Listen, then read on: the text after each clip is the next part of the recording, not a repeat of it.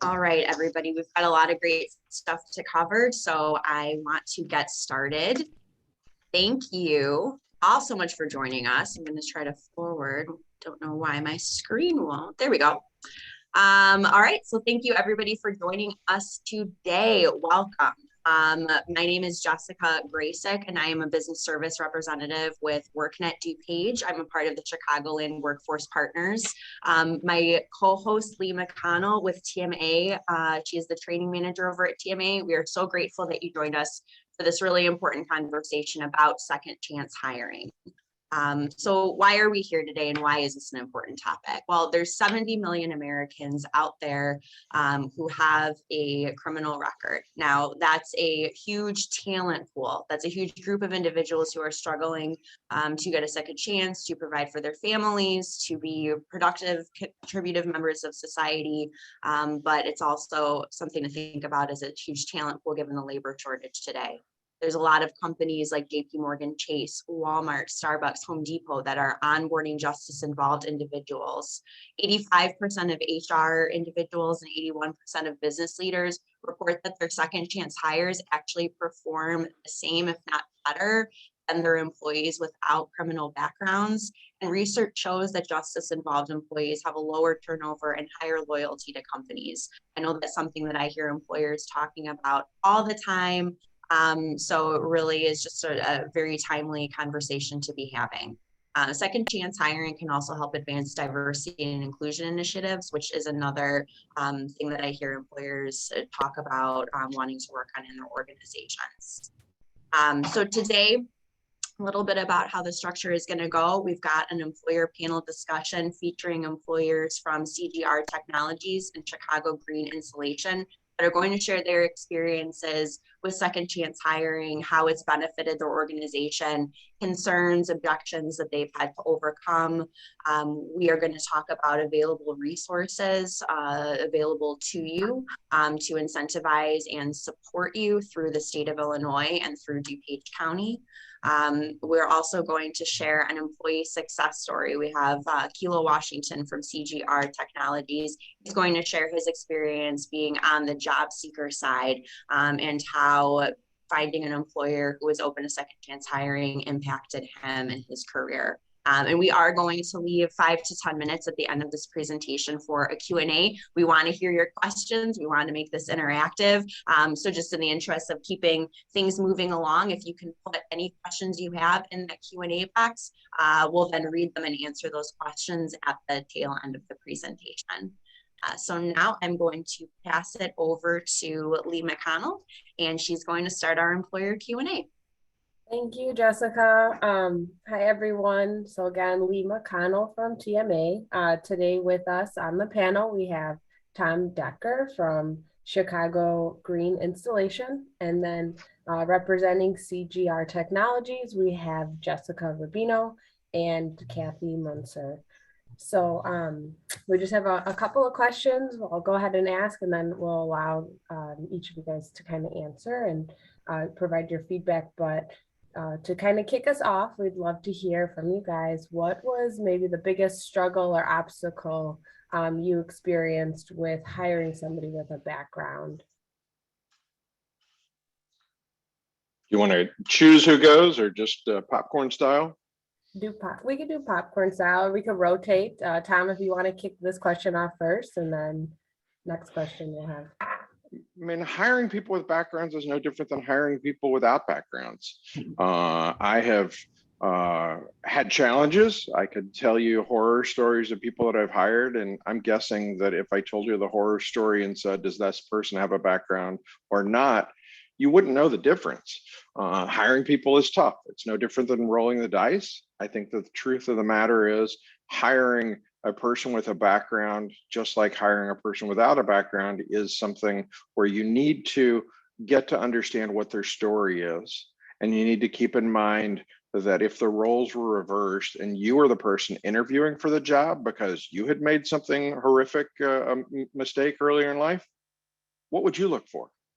So there definitely are challenges, but those challenges are always in hiring. And I agree with Tom right there. I mean, we've had success stories with people right out of college, and then we've had miserable, employment with people right out of college. I mean, it doesn't matter what your background is. If you show up, we can show you what to do. You just got to show up, be here, be pleasant, don't fly off the handle, and we can teach you. And can you guys talk to us a little bit about, did you ever find, like, maybe in your initial or the first time you went through hiring a second chance individual, was there ever, like, what was it like addressing, I'm just going to call it like the elephant in the room? Did you ever, have that experience, or was it like, how did you navigate in that? Well, I actually called a kilo because it can be stressful here, and we're a fast-paced stamping company. And I just wanted to make sure his temperament, he wasn't going to fly off the handle. I had to protect all the employees here also. And it could be from not just the kilo, it could be anybody that I hire. I just got to make sure that they are just, let's take it one step at a time. We all get aggravated, but move on. From my perspective, I market myself as a second chance employer. So I earn business as a direct result of the fact that people know that that's the kind of individuals that they're bringing onto their job site. And what I hear from those customers who hire us because of that is that they had a family member who never got a second chance and passed away due to drug and alcohol issues, hopeless because nobody would take a chance on them, even though they served their time and paid their due to society, and they were still having to carry that scarlet letter as a felon around for the rest of their lives.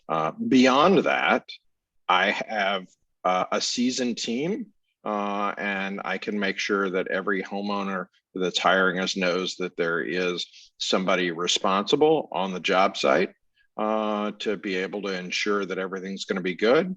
And since we do spray foam insulation, nobody can be on the job site with them anyway. So they don't really, quote unquote, have to be around them. And the last piece of that is our guys are so proud of the work that they do and deliver it in such high quality that they actually stencil Chicago green insulation and sign their names onto the spray foam in the walls before the drywall is put up as a demonstration that this is something that they're so proud of that they're willing to put their names on it, even if nobody for the rest of time ever sees that name. That's awesome. Can I have you guys talk about a little bit more about, like, the importance of honesty and having that open communication when you're in this space, especially for the companies who maybe haven't taken that first step forward, to just really highlight why that's so important and how it makes a big difference. Tom, if you want to go.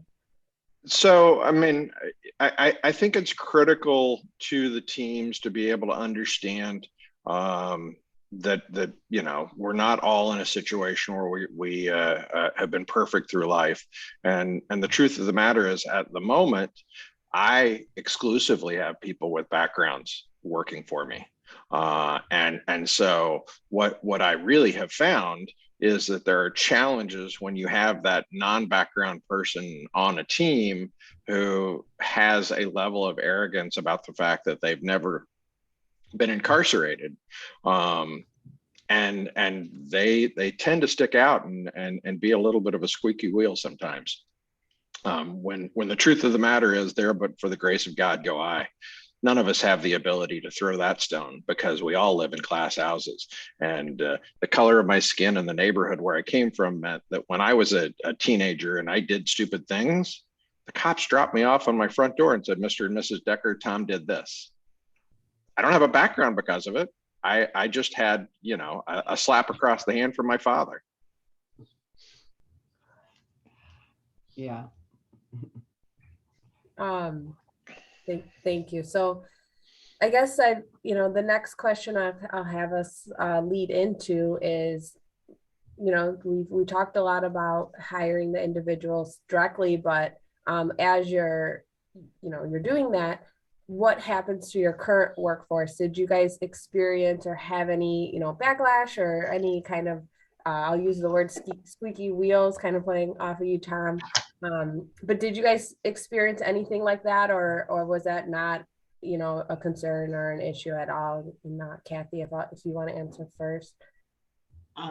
Yeah, we actually, we never relayed that information to the staff. So basically, there was no backlash. I think they all took you in, right? Yeah. I never really talked to anybody about it. It was just more the front office area that would know. Okay. I figured his personal life was his personal life. He showed up to do the job. He's just like everybody else here. Yeah. For me, the same. I mean, the commitment that these individuals that would give the opportunity in large numbers, not all of them, they don't all work out. And as a potential employer watching this and thinking about it, it doesn't mean that it's a guarantee, but there's no guarantees in life.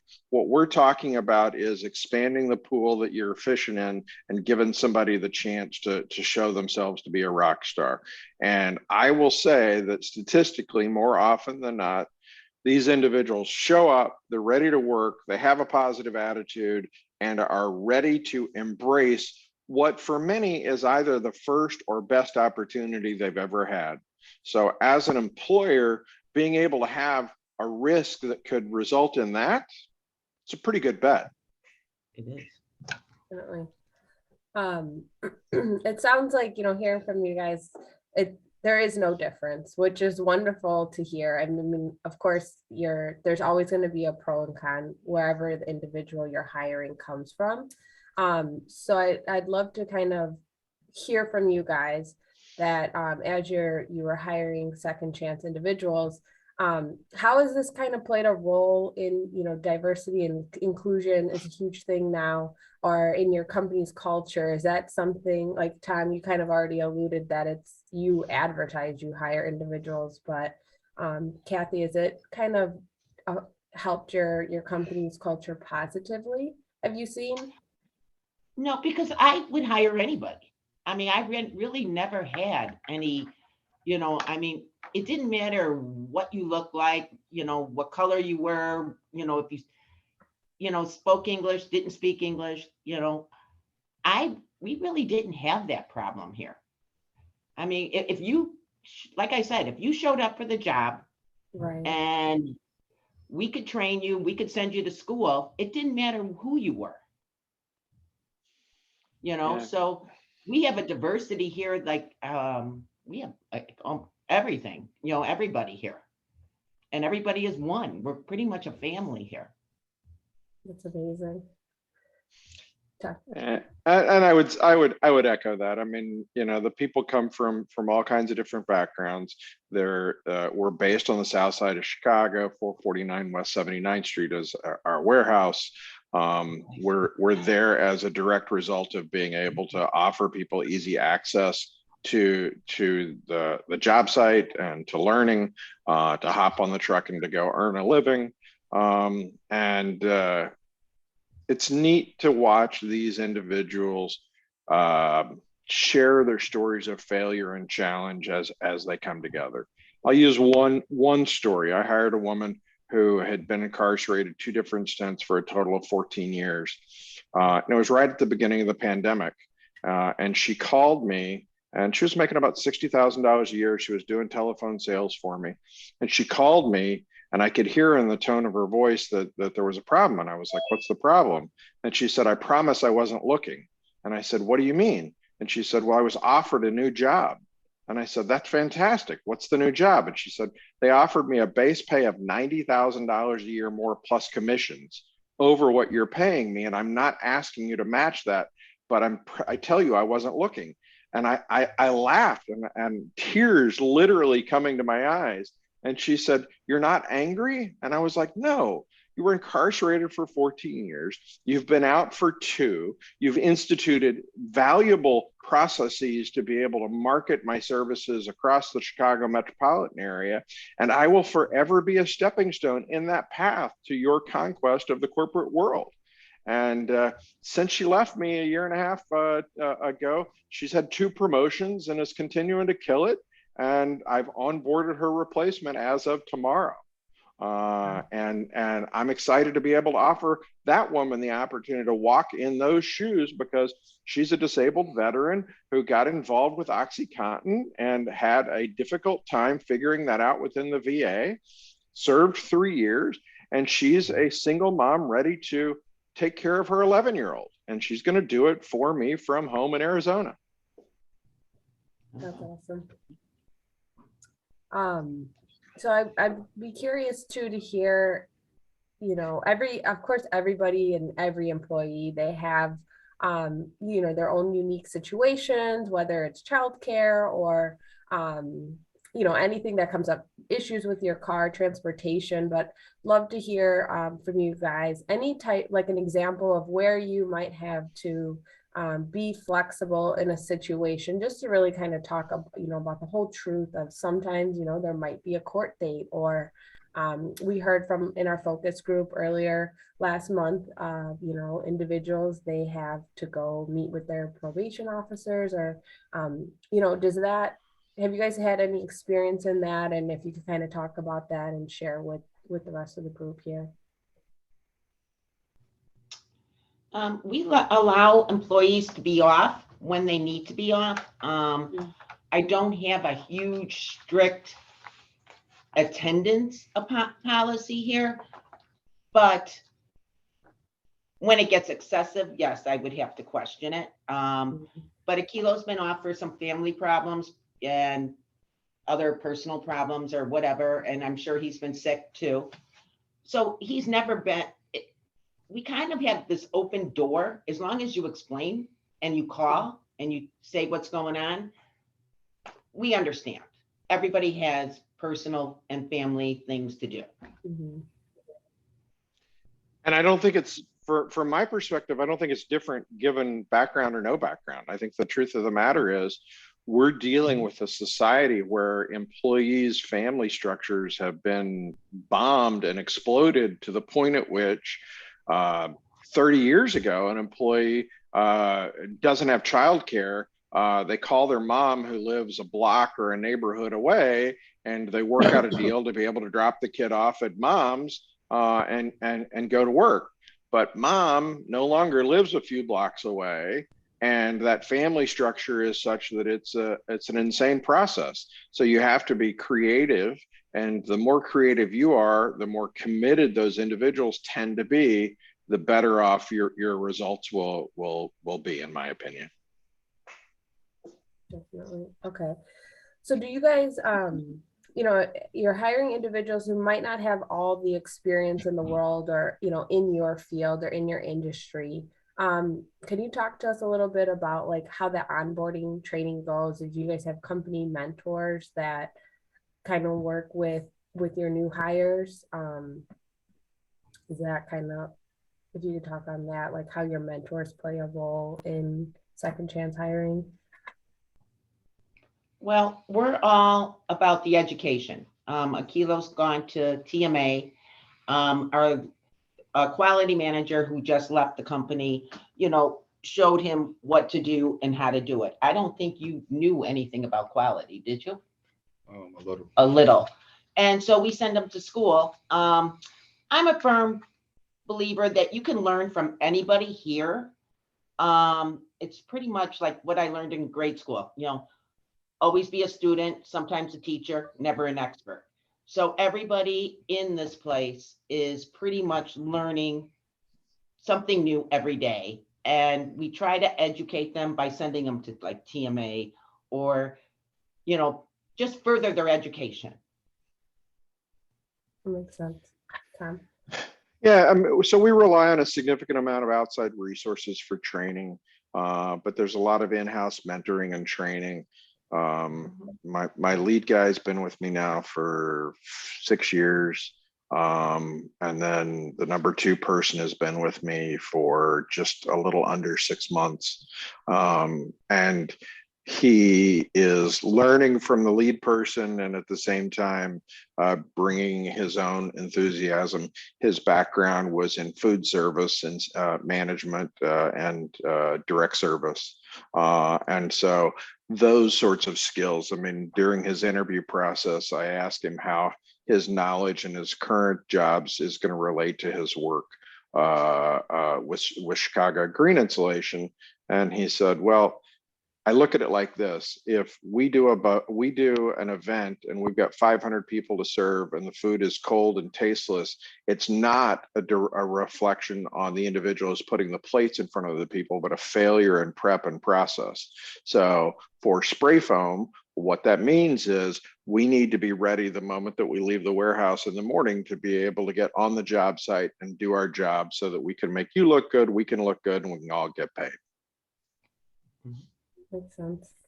I know, so we got a couple more minutes here. We want to be good on time so everybody can get out of here at 9.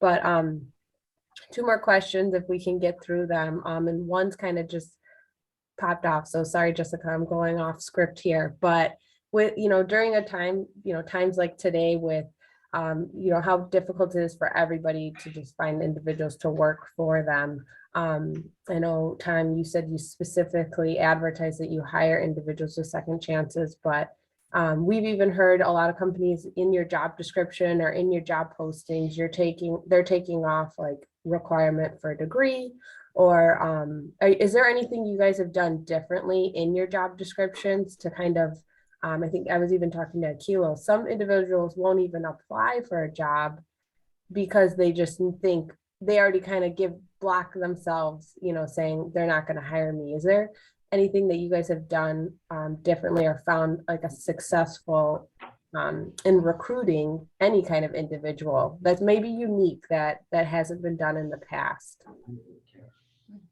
Or, Tom, I'd love to kind of hear, how do you advertise that you hire individuals? You'd share that with the group. I mean, I utilize the resources that are geared towards background relevant individuals. So Matt Strauss at Rise Kit, he and I have been talking for years. He's really developed a fascinating toolkit to be able to bring those individuals to the table. Harley Blakeman at honestjobs.co. Both individuals have platforms that really do a phenomenal job of finding these sorts of individuals. And because my background is social work, I have a massive community of faith leaders and other social workers who are aware that we are background friendly. And so when employers ask me for advice and they're from Toledo, Ohio, or they're from Santa Cruz, the 2-step process I say is look at a map of the 20 houses of faith that are within proximity to your site, and let the employment person at each one of those houses of faith, whatever denomination it is, know that you're background friendly and you're looking for somebody who's connected to a family there that is ready to make this chapter of their life the best chapter of their life. And then the other piece of that is working with Matt Strauss and Rise Kit and honestjobs.co to post your jobs there. Because at that point, you are fishing in a pond that is stocked full of people that are ready, willing, and able to make you profitable.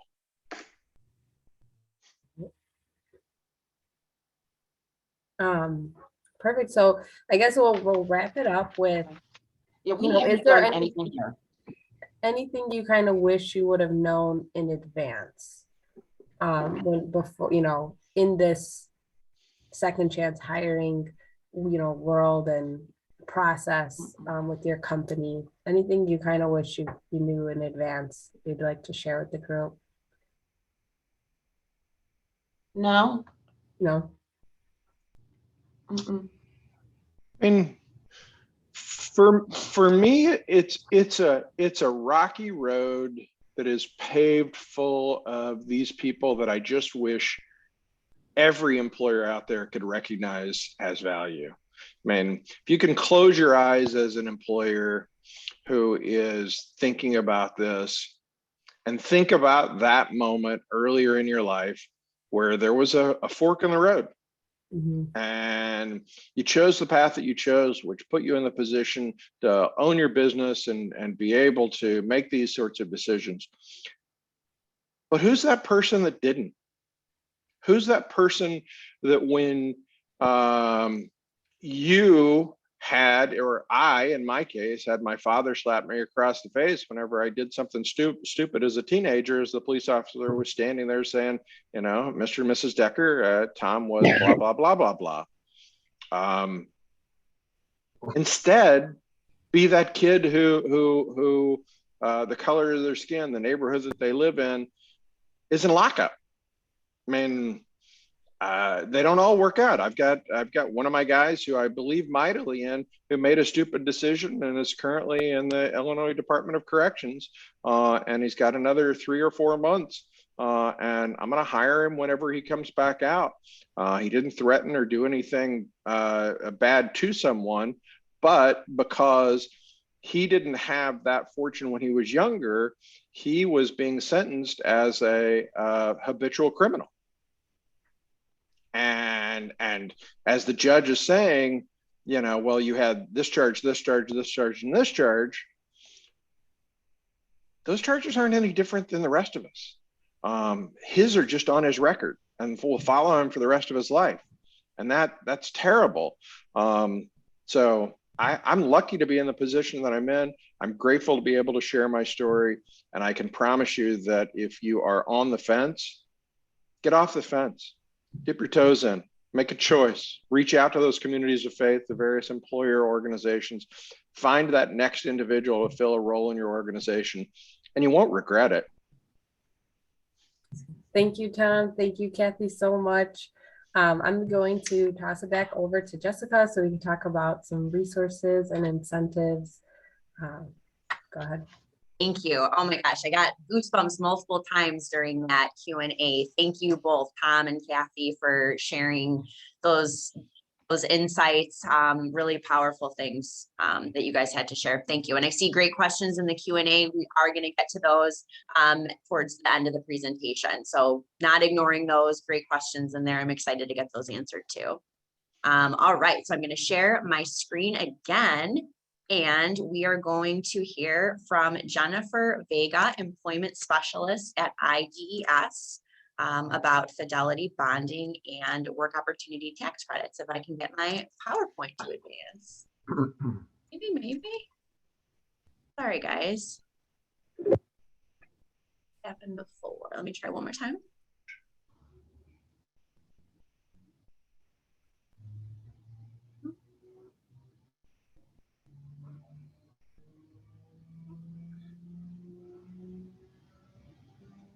Let me try.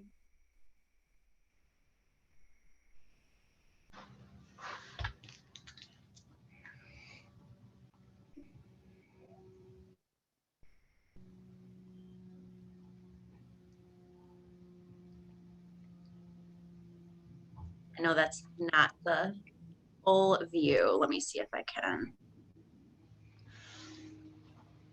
Right. Jennifer, can you see that? Lee, can you see that? Okay. Yes, I can. All right. Sorry about that. Jennifer, to you. Hi, everyone. I'm Jennifer with the Illinois Department of Employment Security. We don't come at Second Chance Hiring as an employer. We come as a provider.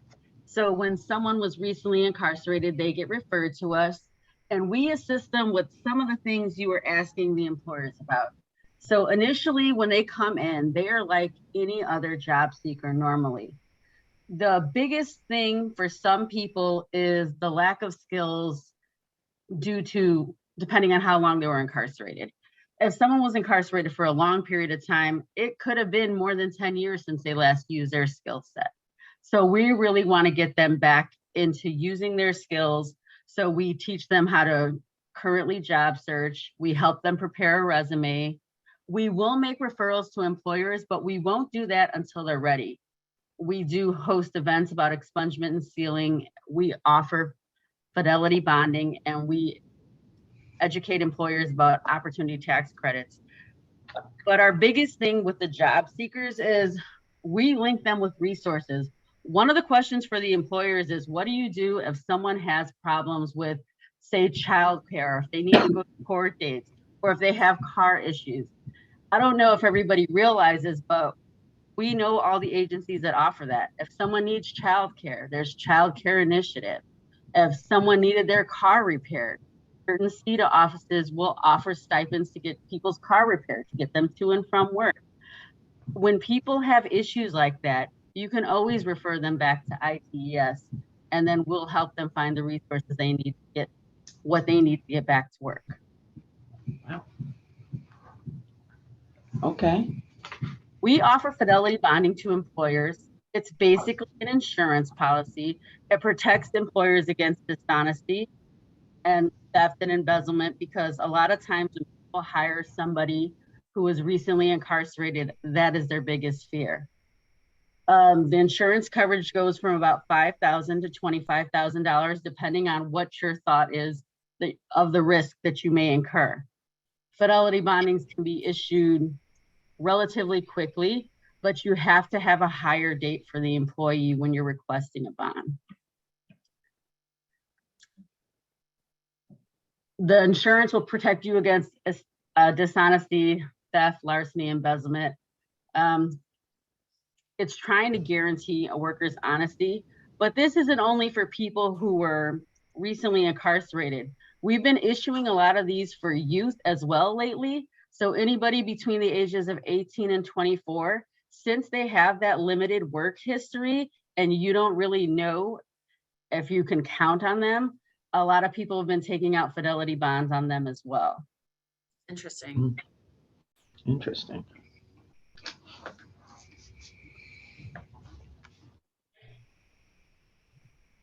The fidelity bond is not needed for job placement, but a lot of times employers will take this because there is that fear and there is that stigma, and we're just trying to remove that.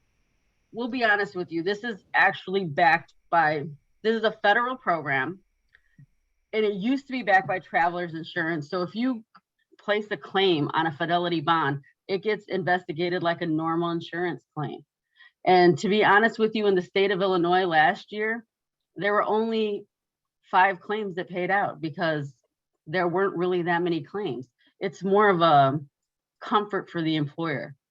And we encourage you to take out bonds if you feel that there might be a risk.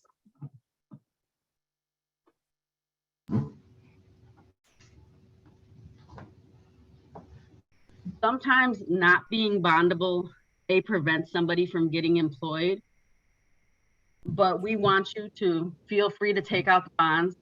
I did have a question after the last meeting, whether or not staffing agencies could take out fidelity bonds. And the answer to that is yes. We would not take the fidelity bond out under the staffing agency. You would actually have to take it out under the company that the client is working at. When you take it out at the company the client is working at, that is the company that ensues the risk. Just because they're working for a staffing agency does not mean they're working at a staffing agency. So any risk that would occur where they are working. That's a good point, Jennifer. She didn't say we needed that, right? Okay, cool. The other thing we offer is work opportunity tax credits. We help employers fill out this paperwork. We help employers figure out who is eligible. It reduces the cost of doing business basically by lowering your labor costs. If you hire 2 people at the same rate of pay and you get up to a $10,000 tax credit on one of them, you essentially paid less for your labor for that person for the year. You could reduce your federal liability almost to $9,600 per employee, depending on what category they fall in. You could have, there's no limit to the number of employees that you could have that you can get tax credits on. And there's all different categories of people that can receive this tax credit. No. The targeted group for tax credits are veterans, people who are receiving TANF, SNAP, living in empowerment zones, or rural renewal areas, vocational rehabilitation, which is actually a veterans program, returning citizens, which are people with a background, SSI recipients, youth, again, we're in that 18 to 24 range, and long-term unemployed. And coming off the pandemic, you guys may have a lot of long-term unemployed people as well. Jennifer, I have a question. So at what point would an employer find out this information from their employee? I know some people have a questionnaire at the end of their application, and it usually includes the questions about people who are receiving TANF and SNAP, but all these people are generally included in there. Like, you should ask people, have they been unemployed for more than 6 months? You could even do that in your interview process. The youth, you'll know they're 18 to 24 by their birth date on their application. And even though Illinois has a ban the box law and you're not supposed to be asking people, do they have a background on the application? During the interview process, you could ask people if they had a background, and you'll know at that point in time if they fall into that category. Yeah, or after they've been extended their offer and before they're onboarded for that pre-employment testing. Thank you. I kind of got the breakdown here because sometimes people want a little more information on that. In the first year, you can get 40% of the person's wages as long as they work up to 400 hours. And this is TANF and SNAP people. And the second year, you can get up to 50% of their wages up to 400 hours. There's maximums on this too. And I think 9,600 is the max.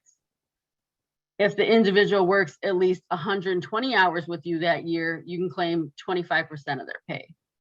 And if the individual works at least 400 hours, this second group, I think this should have been split up. But the last two, the 120 hours, you can claim 25%. This is reentry. This is veterans. This is vocational rehab, which is another veterans program, and youth. They fall under the second category. Long-term unemployed, TANF and SNAP fall into this first category. So if somebody's receiving government assistance, they have to work at least 400 hours for you to claim the credit on them. Or if somebody's a veteran, somebody's reentry, or someone's youth, they only have to work 120 hours for you to start claiming the credit for them. So it really is a significant percentage, and 120 hours, 400 hours comes up real fast. It does, and more people should be using this. And like we said, if you have any issues with this, the IDES office does have staff that will assist you with this. This is my contact information. I normally deal with youth, reentry, and I do 55 plus. So those are my targeted groups of people, but there's someone who does that for every region of the state. Thank you so much, Jennifer. I know that those are programs that I don't think as many employers are aware of, and they're definitely not aware that they're pretty accessible. Through conversations I've been having recently, I've found out that especially those WOTC, those tax credits are very accessible. I know I talked to an employer who used a third-party software to manage it, and I think he received back over $25,000 in tax credits. And he was like, this was a no-brainer. I can't believe we haven't been doing this longer. So thank you for breaking that down in such a understandable way. And I hope that anyone who has questions will reach out to you for more information. I also want to remind everybody that it does not have to be a huge company to use any of this. If you have 5 employees, you could still use the same opportunities that a bigger company can use. For sure. That's a really good point. And in addition to all of those resources available through IDES, there's additional resources available through the county. It's not a one or the other. You can use all of these services and resources in tandem. 2 programs that are available through workNet DuPage that I want to highlight really quickly are on-the-job training wage reimbursement program. This is a program that allows us to reimburse a company 50 to 90% of a newly hired employee's wages if that employee has a barrier. This is a situation where you would be onboarding the employee as a full-time hire of your company, and the plan does need to be in place before the offer of employment is extended to that individual. So the right time to come to us and ask, hey, is this a scenario where we could potentially get some wages reimbursed? That would be after you interview the individual and before you extend an offer of employment to that individual. So give me and my team a shout anytime you're in that situation, and we can determine if that person is eligible and get that training plan in place. Another program is called the Transitional Jobs Program. This is where we can reimburse for 100% of that person's wages for 3 months of employment. Think of this as sort of a temp to hire scenario, because DuPage County would actually be the employer of record. You get to see if this person could be a good fit. If they are a good fit and you want to extend an offer of employment, we can roll that into the on-the-job training wage reimbursement program potentially, but you are not obligated to extend an offer of employment. So it's a really good way to kind of test out a situation. Think of it as that temp to hire model. Any additional questions on that, you can reach out to me at any time. I want to hand it back over to Lee so that we can hear from Akilo and hear about his experience as an employee who has been justice involved and what it's been like for him to get a second chance from CJR. So Lee and Akilo, over to you. Awesome. Thank you, Jessica. Alrighty. So again, we have Akilo Washington with us from CGR Technologies. So kind of same format. I just have a couple of questions that I'll ask you, to share with us on your perspective and everything. But I'll kind of start off with a similar question of just, we'd love to hear, what was your largest barrier as far as your re-entry and finding employment when you were first starting? In general, honestly, it was just basically, getting from point A to point B, getting my ID secured, that type of thing, birth certificate, social security, because like before I came home, I already had the resources. So, I had to connect to you guys, to Kent, who you put me in touch with. So the resources is already there. I just had to get out and basically do my end of the job.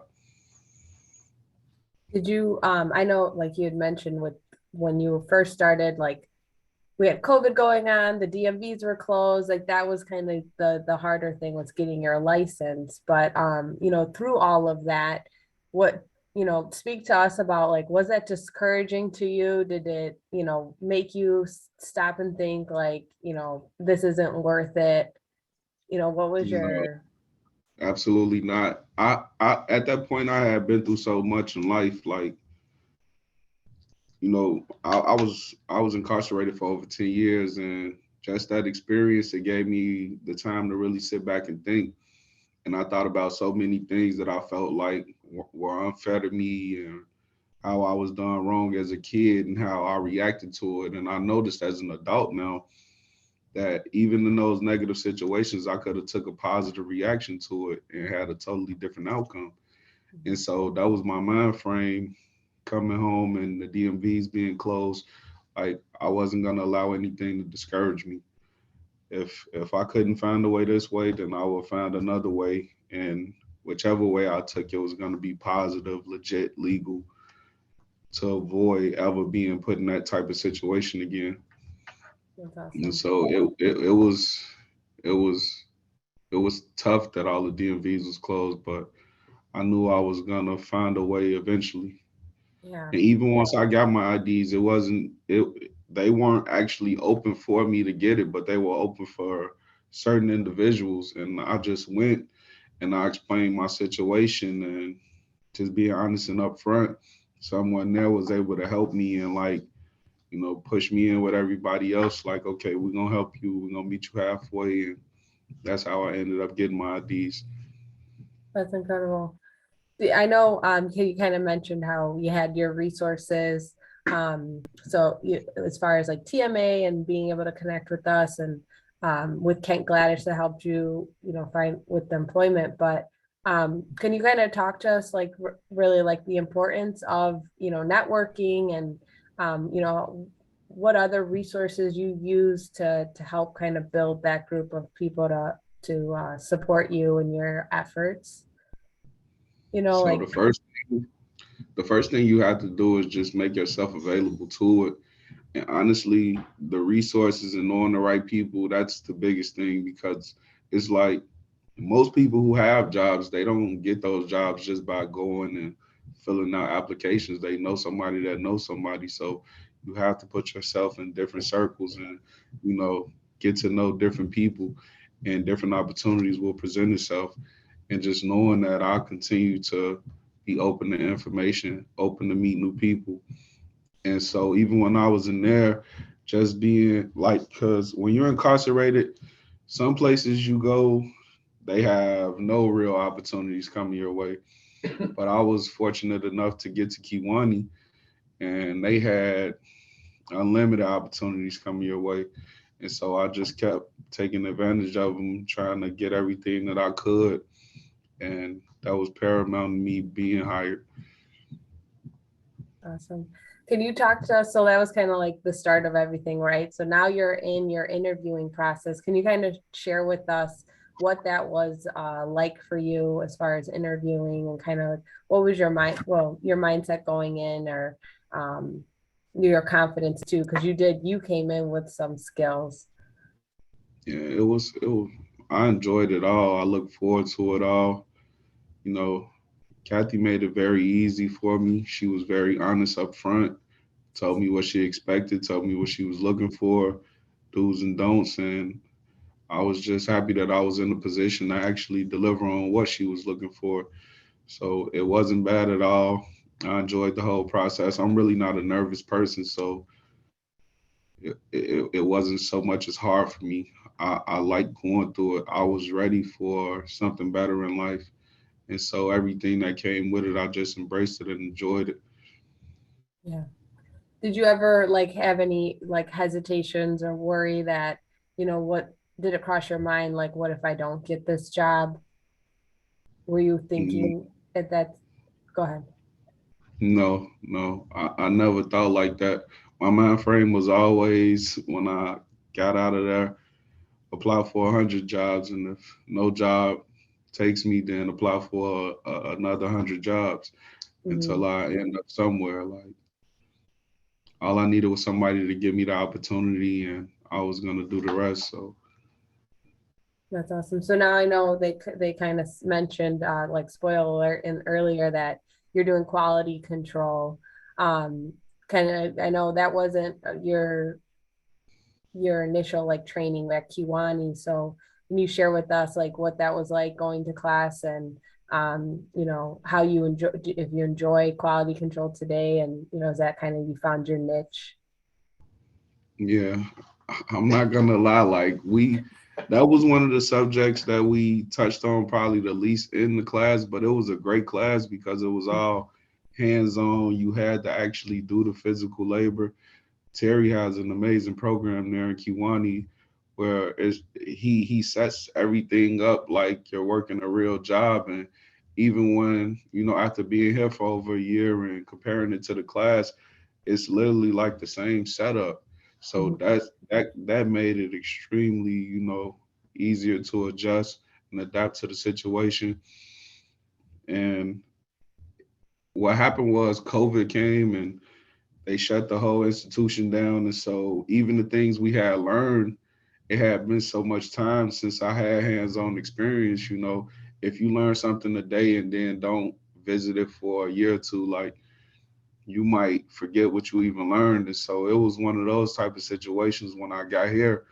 And so over time, I've been remembering things, but the whole staff here has been like amazing as far as helping me, teaching me. Like, Jessica, she don't work quality, and she's taught me things about quality that I didn't know. So the information comes from everywhere, the education comes from everywhere, and it's like everyone helps you move along. It's really like a team, a family.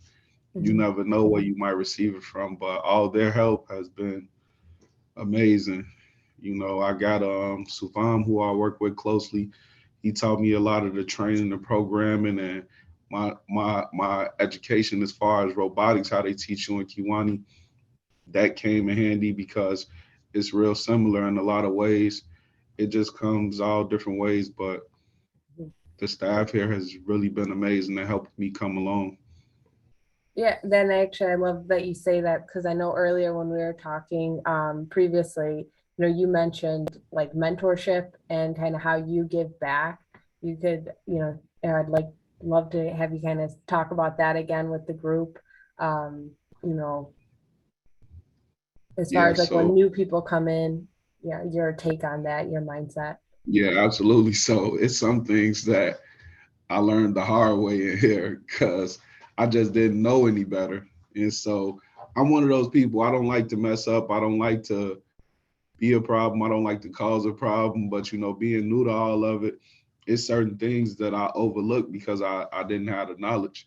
And Mhm. so we ended up in situations where something might go wrong and I knew it was something that I didn't have knowledge of, I overlooked. So I felt bad. And so those type of things that I didn't know to look for, when I see new guys coming in, whether they be in CNC or they're in quality with me, I try to Mhm. give them those heads up, like, hey, in these situations, you know, look for this, look for that, so they don't have to go through those experiences. But even in those experiences, like everyone around me is really understanding. You know, in my mind, I don't like it, but they're like, you know, we know you're new to the process, you know, and they're patient, they're understanding. But me, I'm kicking myself, so I'm like, you know, try to help this person, get this person his heads up, and this person that heads up.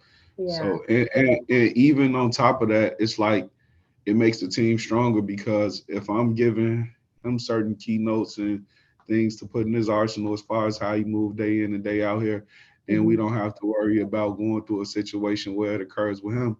And if it's no longer occurring with me or this new person or that new person, everything just continues to run smoothly. Oh, awesome.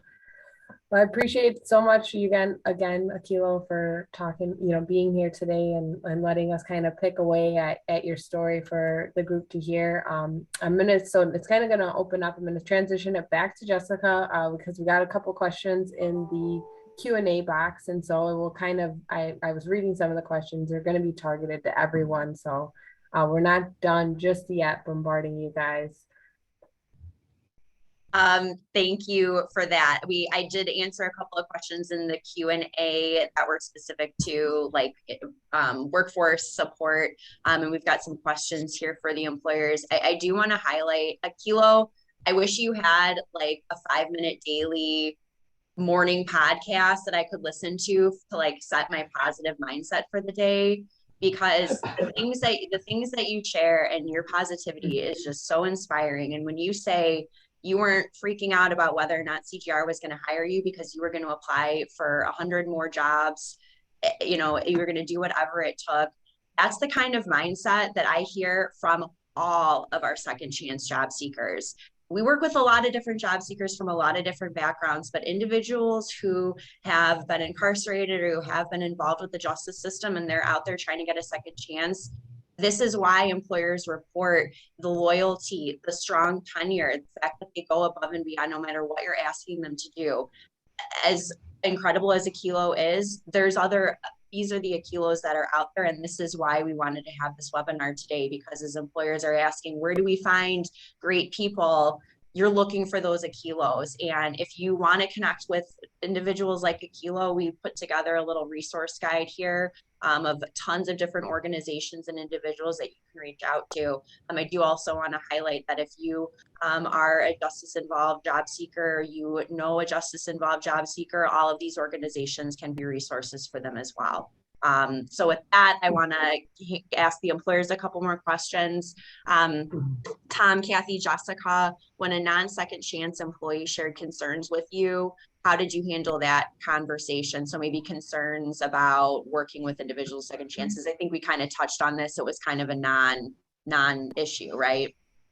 Yeah, that wasn't an issue for us. Yeah. And nobody shared anything or had any concerns here. And that's how, like Kathy, like you said, you know, this is somebody's personal information. So it's not like, welcome to the organization, Akilo. The banner doesn't say Akilo has been involved in the criminal justice system, just like nobody's health information is accessible to everybody. It's not something that needs to be shared with the whole org.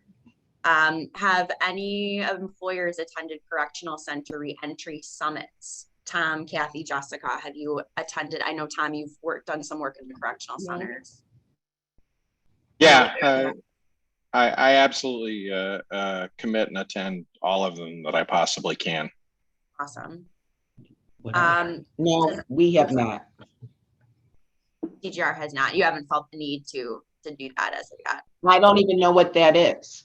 I'm thinking going into the correctional centers to meet with individuals before they're released, to maybe talk about your job opportunities. I do no. on a quarterly basis. And I just want everybody to know, if you're on this Zoom, that each correctional institution in the state of Illinois has some kind of industry with it. So if your industry aligns with that industry, it might be to your advantage to look into those summits, because you would basically be getting people who are already trained to do your type of work. Akilo mentioned Kiwani, and Kiwani does a welding program. They do a farming program. They do classes, college classes. They do a lot of things there at Kiwani. That's so cool. Thank you, Jennifer. Tom and Kathy, does your onboarding look differently for justice impacted employees? Do you meet with them more often? No. No. No. I like that. Everyone's treated the exact same. We will be sharing copies of the slides, and IDOC has a schedule of all the summits. Thank you, Michelle, for that. Any additional questions that you have, your first stop can be myself or Jennifer Vega, and we can guide you. You know, if it's not a resource, if you're looking for a resource that IDES or workNet DuPage does not have, I can help guide you to some of these other organizations. If you're an employer who's looking for more information about hiring second chance individuals, or just generally enhancing your workforce, growing your workforce, educating and training your workforce, please contact your local workforce center, no matter what county you're in. If you don't know who your contact is in Lake, McHenry, Will, Kane, Grundy, any of the Chicagoland Fowler counties, please let me know and I will connect you to the right person. All of these services and resources are available throughout the country. Every county has their own workforce development office. Obviously, IDES serves the whole state of Illinois. So please don't hesitate to reach out to myself if you need more information. Thank you all for joining us here today. I just can't express my gratitude enough to Tom, to Kathy, to Jessica, to Akilo, Lee, co-host. TMA is one of my favorite partners to work with. They do amazing things. If you're a manufacturer and you are looking to explore the association, I highly encourage you to reach out to TMA as well. Lee, anything that you want to share? No, I just want to say thank you again, especially to our panelists for taking the time out. I know, you know, mornings are crazy at work, so appreciate the hour that you've carved out to kind of share your experience and hopefully encourage other employers, like you said, Tom, to get off the fence, and just really hearing that you gotta walk through the door. And so I hope this encourages at least one more, because then I think we've all made a difference just in everybody's life in general. So I appreciate you guys. If we were all together in person, I'd ask for a round of applause. Yeah, so we'll do it for everybody. All right, have a amazing day, everybody. Thank you so much for joining us. We will have these slides available. If you want a copy, you can let me know and I'll email them out to you. We also will have the recording to share. Okay, everybody. Thank you. Great week. Bye. Thank you. Well, maybe